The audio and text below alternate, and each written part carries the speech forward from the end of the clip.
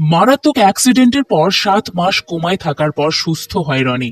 জ্ঞান ফেরার পরই রনি তার প্রেমিকা আলিশাকে নিয়ে পড়ে থাকে।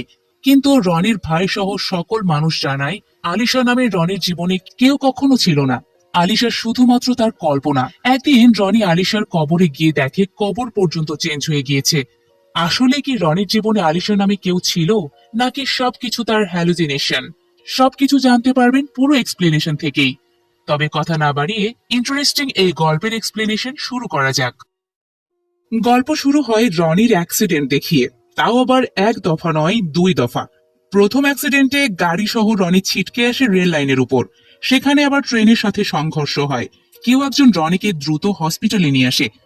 ভাইয়ের অ্যাক্সিডেন্টের কথা শুনে হসপিটালে ছুটে আসে ভাই জিতু।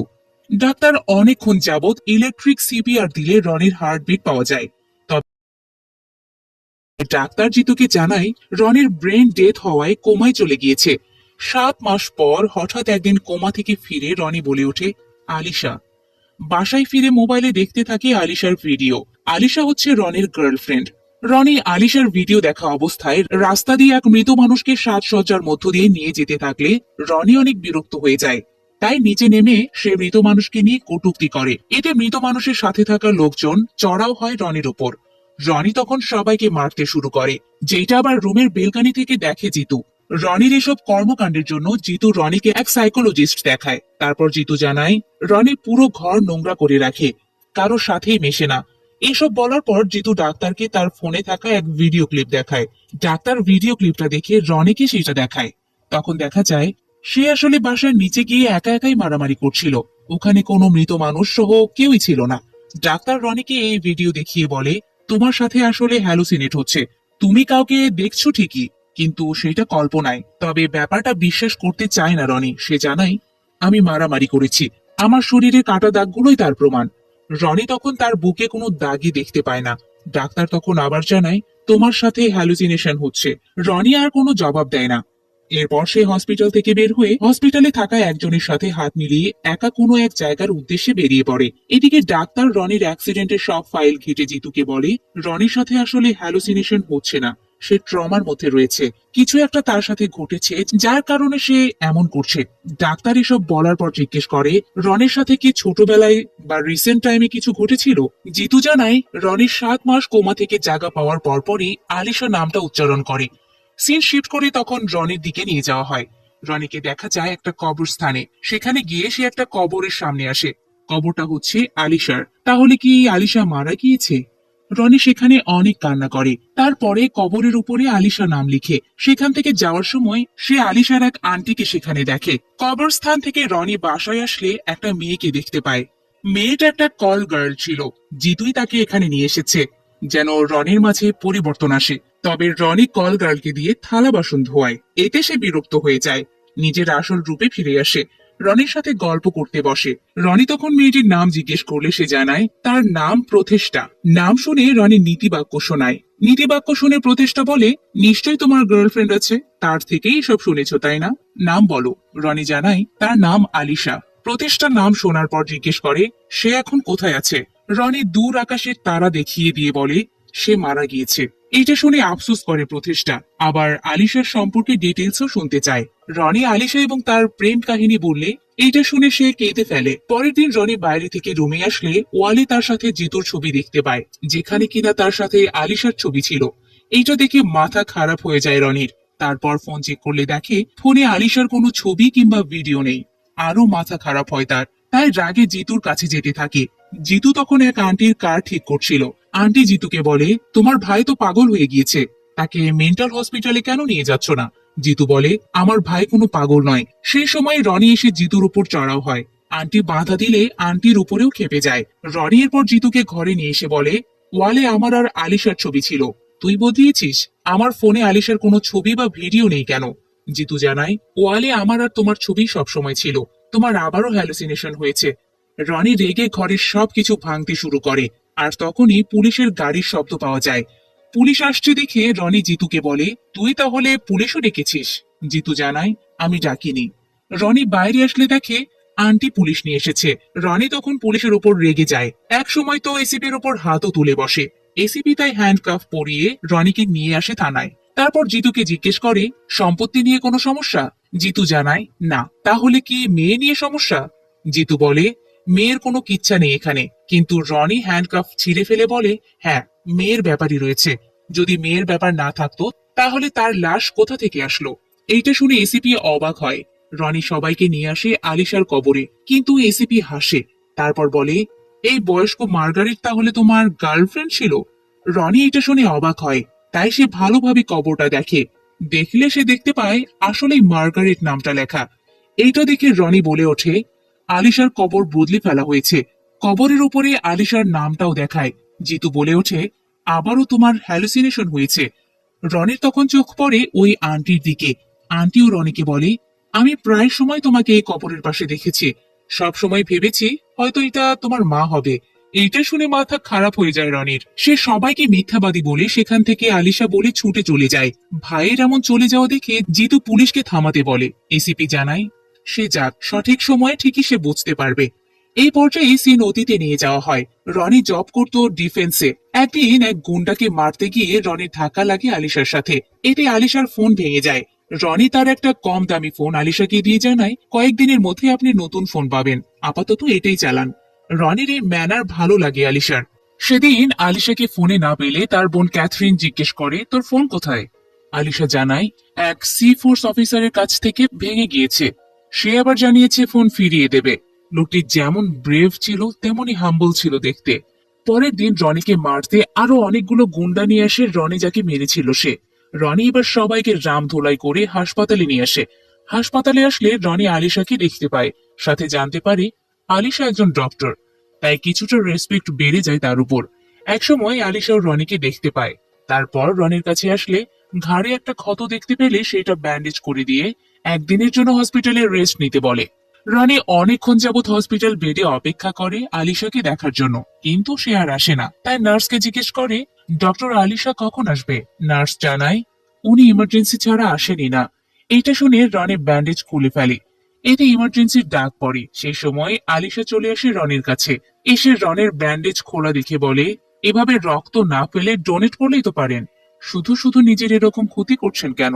রনি জানায়, আমার কিছু হয় না, আমি কোনো না কোনো ভাবে বেঁচেই ফিরি। পরের দিন রনি সুস্থ হলে ফোন ফিরিয়ে দেওয়ার জন্য আলিশাকে কল করে। আলিশাকে একটা জায়গায় বিকেল 4টায় আসতে বলে। রনি সেই নির্দিষ্ট জায়গায় ঠিক 4টায় এসে আলিশাকে ফোনটা দিয়ে দেয়। ফোনটা পেয়ে আলিশা খুশি হয়। তখনই সেখানে শুরু হয় দুই পক্ষের মধ্যে মারামারি। এক পক্ষ গুলি করে কয়েকজনকে মেরে ফেলে, যেটা দেখে নিজেকে আর ধরে রাখতে পারে না রনি। গুলি করা পক্ষকে মারতে থাকে। একসময় রনির মাথাতেই একজন গুলি করে ফেলে। সেইটা দেখে আলিশার রনির মাথা থেকে পিস্তল তার মাথায় নেয়। এরপর তাকে মারতে বলে। গুন্ডাটা যেই আলিশাকে মারতে যাবে, রনি পিস্তল কেড়ে নিয়ে গুন্ডাকে মারতে শুরু করে। একসময় আলিশাকে একজন ধাক্কা দিয়ে ফেলে দেয়। রনি সবাইকে মেরে আলিশাকে জড়িয়ে ধরে। সেখান থেকেই দুজনের মধ্যে শুরু হয় প্রেম। একদিন রনি তার বন্ধুকে আলিশার কথা জানিয়ে দেয়। এমনকি আলিশাকে বন্ধুর সামনে উপস্থাপনও করে। কিন্তু বন্ধু জানায়, কই, আমি তো আলিশাকে দেখছি না। এই পর্যায়ে সিন শিফট করে নিয়ে আসা হয় প্রেজেন্ট ডেতে। এসিপি আসে রনির কাছে। এসে জিজ্ঞেস করে, আলিশা কিভাবে মারা গেল? রনি জানায়, একটা অ্যাক্সিডেন্টের কথা আসলে এসিপি বলে, যে অ্যাম্বুলেন্সে করে তোমাকে হসপিটালে নিয়ে আসা হয়েছে সে নিশ্চয়ই আলিশার ব্যাপারে জানবে। তাই সবাই অ্যাম্বুলেন্সের ড্রাইভারের কাছে আসে, কিন্তু ড্রাইভার জানায় সে শুধু রনিকেই রেখেছে। এর মধ্যে এক পুলিশ রনির দেওয়া ঠিকানা অনুযায়ী আলিশার বাড়ি গেলে সেখানে সবকিছু অকেজো অবস্থায় দেখে, যা দেখতে একদম ভূত বাংলোর মতো। অন্যদিকে এসিপি রনিকে নিয়ে সিসিটিভি ফুটেজ চেক করে। সেই ফুটেজে দেখা যায় রনি একাই তার গাড়িতে ছিল। তারপর হাইওয়ের কন্ট্রোল রুম থেকে বের হয়ে রাস্তায় দাঁড়িয়ে জিতু রনিকে বলে, তুমি সবকিছু হ্যালুজিনেশন থেকেই দেখছো। এসিপিও জানাই, আলিশা বলে কেউ নেই। সেই সময় রাস্তায় গাড়ি নিয়ে আলিশার বোন ক্যাথরিনকে যেতে দেখে পিছু নেয় রনি। রনির ছোটা দেখে সবাই রনির পিছু ছুটতে থাকে। একসময় ক্যাথরিন বলে ডাক দিয়ে রনি জিজ্ঞেস করে, আলিশা কোথায়? কিন্তু ক্যাথরিন জানায়, আমি আলিশাকে চিনি না, আমার নাম হচ্ছে প্রিয়া। রনের মাথা আবারও খারাপ হয়ে যায়। সে মিথ্যাবাদী বলতে থাকে ক্যাথরিনকে। তখন ক্যাথরিনের সাথে থাকা পণ্ডিত জানায়, আমি ওকে ছোট থেকেই জানি, তার নাম প্রিয়া শেঠি। এটা শুনে এসিপি বলে, আলিশা তো খ্রিস্টান, প্রিয়া আবার হিন্দু, তাহলে বোন হয় কিভাবে? রনি রেগে গিয়ে এসিপির গায়ে হাত তোলে। এসিপি রনিকে আবারও থানায় নিয়ে আটকে রাখে। জিতু অনেকবার ছাড়ার চেষ্টা করলেও এসিপি ছাড়ে না। সেই সময় রনির বেলের জন্য প্রতিষ্ঠা লয়ার নিয়ে আসে। প্রতিষ্ঠাকে দেখে এসিপি জিতুকে জিজ্ঞেস করে, এইটা কে? জিতু জানায়, জানি না। তখন এসিপি বেলের কাগজ দেখলে দেখে সেখানে আলিশা নাম। তাই সে হেসে ওঠে। এদিকে প্রতিষ্ঠা রনিকে তার বাসায় নিয়ে আসে। রনির জ্বর আসলে করতে থাকে সেবা যত্ন। একসময় প্রতিষ্ঠা কাঁদতেও থাকে। এর মধ্যে রনি কিছুটা সুস্থ হলে প্রতিষ্ঠা তার সামনে এক হাতে মদের বোতল, অন্য হাতে মেডিসিন প্রেসক্রিপশন নিয়ে জিজ্ঞেস করে, কোনটা নেবে? রনি মদের বোতল দেখিয়ে দেয়। এতে প্রেসক্রিপশন মুড়িয়ে প্রতিষ্ঠা এক জায়গায় ফেলে দিলে রনি মোড়ানো সেই প্রেসক্রিপশন দেখে পেছনের এক স্মৃতি মনে করে।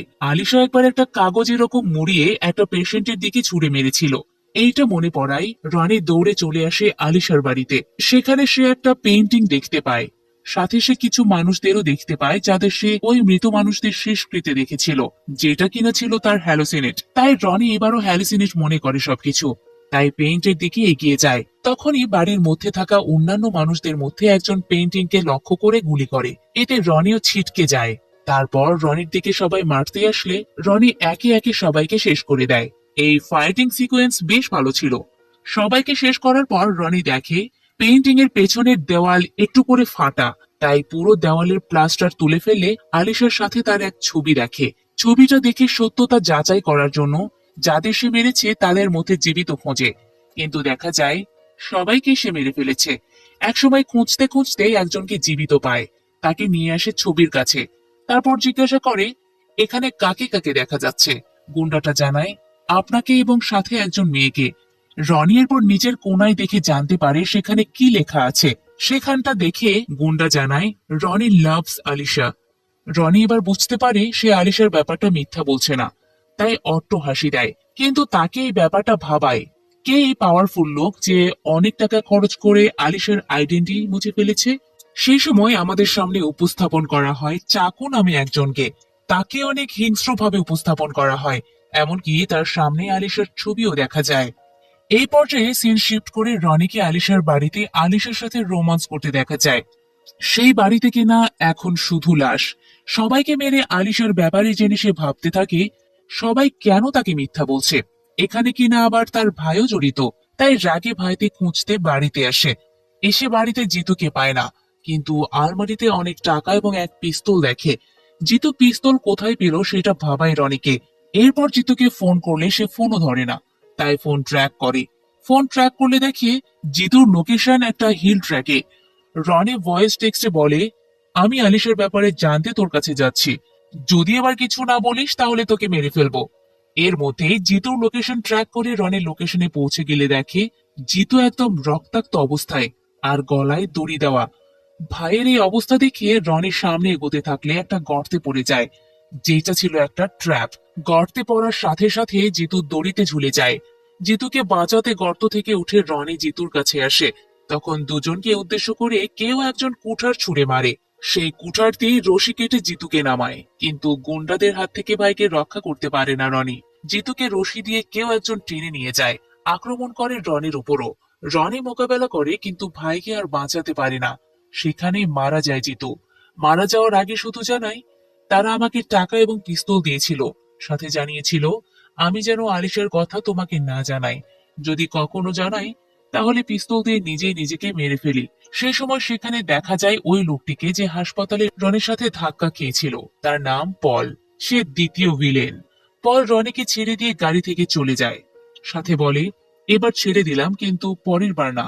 রনি ভিলেনদের গাড়ি দেখে পিছু তো নেয় কিন্তু ধরতে পারে না। এর মধ্যে ঘটনাস্থলে এসিপি আসলে জিতুর ডেড বডি এবং জিতুর ফোন পায়। জিতুর ফোন করলে রনির ভয়েস টেক্সট পায়, যে ভয়েস টেক্সটটা ছিল জিতুকে মেরে ফেলার। তাই এসিপি ধারণা করে ভাইকে ভাই খুন করেছে, অর্থাৎ জিতুকে রনি খুন করেছে। তাই রনির খোঁজ করতে চলে আসে প্রতিষ্ঠার কাছে। এসে তাকে বলে রনি জিতুকে মার্ডার করেছে, কিন্তু প্রতিষ্ঠা সেটা বিশ্বাস করে না। এসিপি এরপর বলে, মনে হচ্ছে মার্ডারের পিছনে তুমিও ছিলে, তাই তুমি বাঁচতে চাইলে রনিকে ফোন করে এখানে আসতে বলো। প্রতিষ্ঠা রনিকে ফোন করে আসতে না বলে উল্টো জানায়, পুলিশ তোমাকে খুঁজছে, সিমটা ফেলে দাও। রনি তখন তার ফোনটাই ফেলে দেয়। ফোন ফেলে দেওয়ার সময় সে আবার অ্যাক্সিডেন্ট করে। তখন সিন পেছনে নিয়ে যাওয়া হয়। আলিশা রনিকে তার বোন ক্যাথরিনের সাথে পরিচয় করিয়ে দিতে আসে, কিন্তু ক্যাথরিনের রনিকে তেমন একটা পছন্দ হয় না। সেদিন রনি আলিশাকে নিয়ে বের হলে অ্যাক্সিডেন্টটা করে। এই অ্যাক্সিডেন্টে রনির চোখের সামনে মারা যায় আলিশা। এসব কিছু দেখানোর পর সিন নিয়ে আসা হয় প্রেজেন্ট ডেতে। ডাক্তার কেন হ্যালুসিনেশনের কথা বলল তা ভাবাই রনিকে। তাই ডাক্তারের কাছে সে আসে, এসে দেখে ডাক্তার অলরেডি মার্ডার হয়েছে। ব্যাপারটা আবার ভাবিয়ে তোলে রনিকে। তখন মনে পড়ে যায় এখানে আসার দিন সে একজনের সাথে ধাক্কা খেয়েছিল, মানে পলের সাথে সে ধাক্কা খেয়েছিল।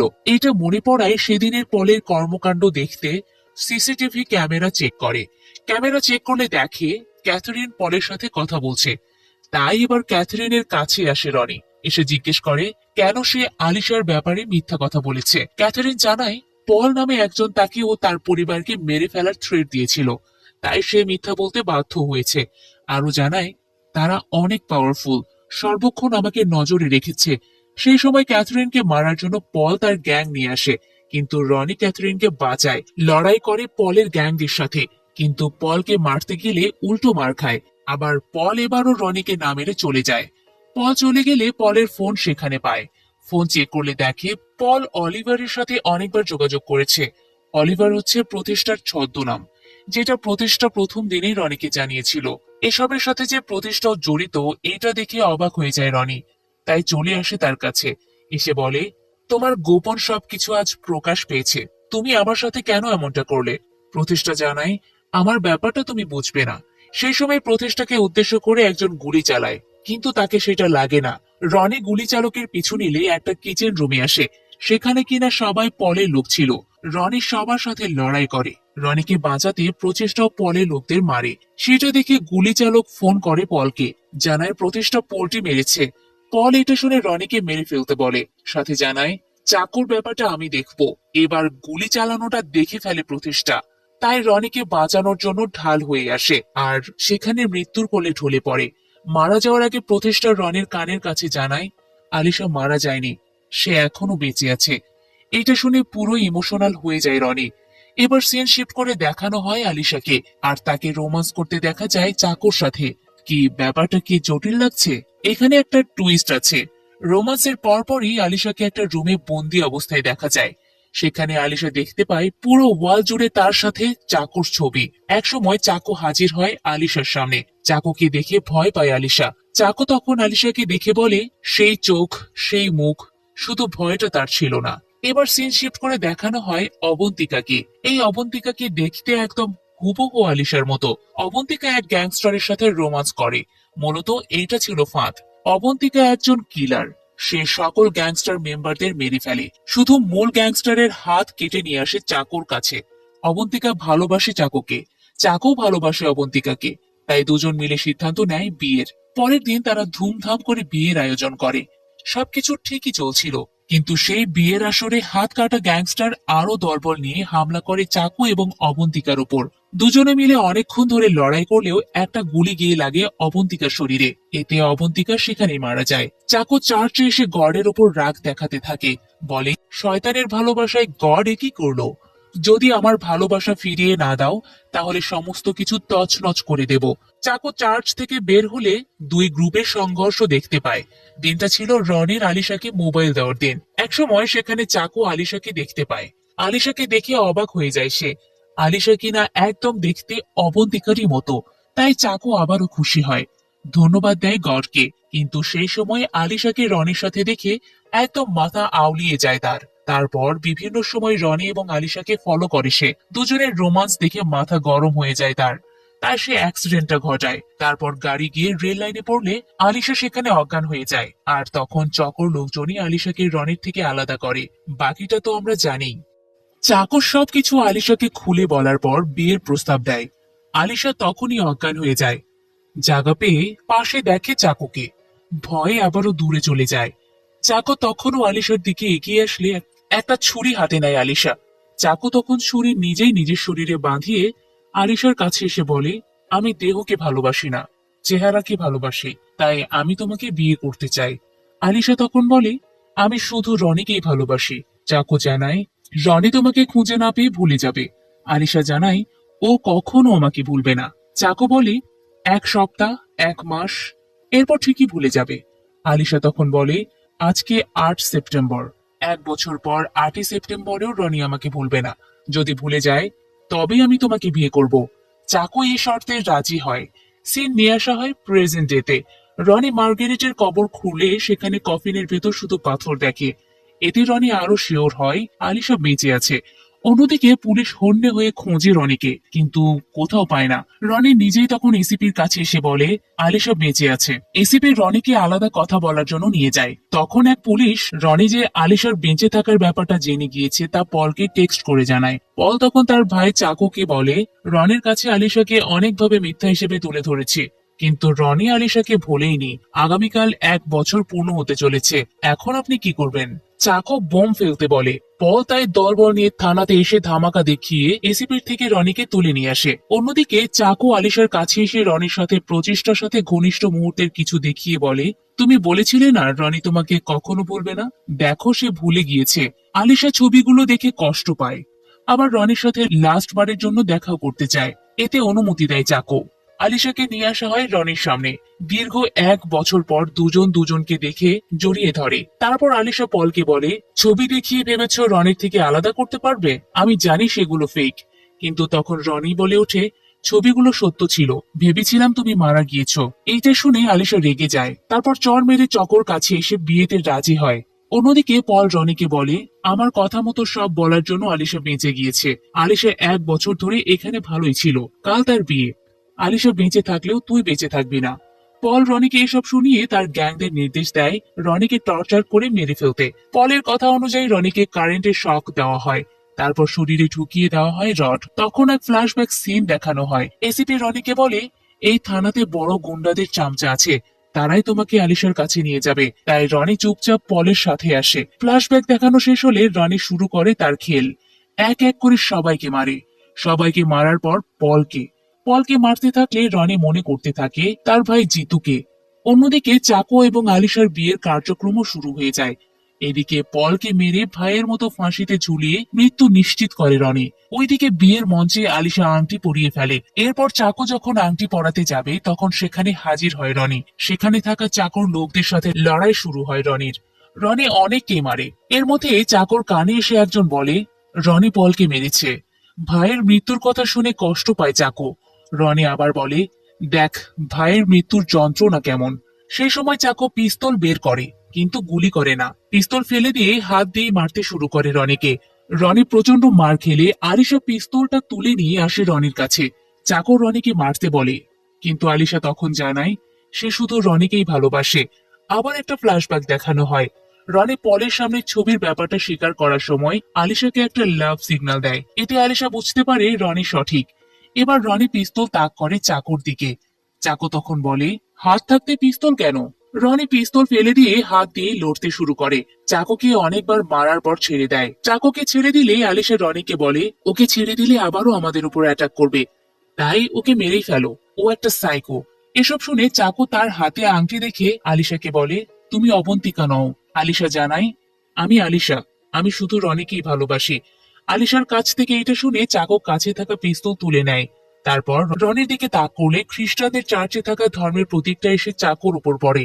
এতে চাকুর সেখানে মৃত্যু হয়। চাকু গ্যাংস্টার ছিল ঠিকই, তবে সে প্রেমিক ছিল।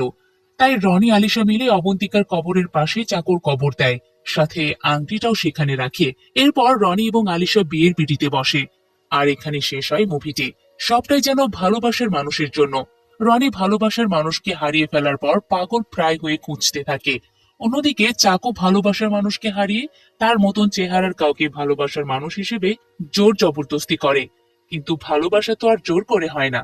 তাই শেষমেশ রনি এবং আলিশার ভালোবাসার জয় হয়। তো কেমন লাগলো আজকের এক্সপ্লেনেশন তা জানাতে পারেন কমেন্ট বক্সে।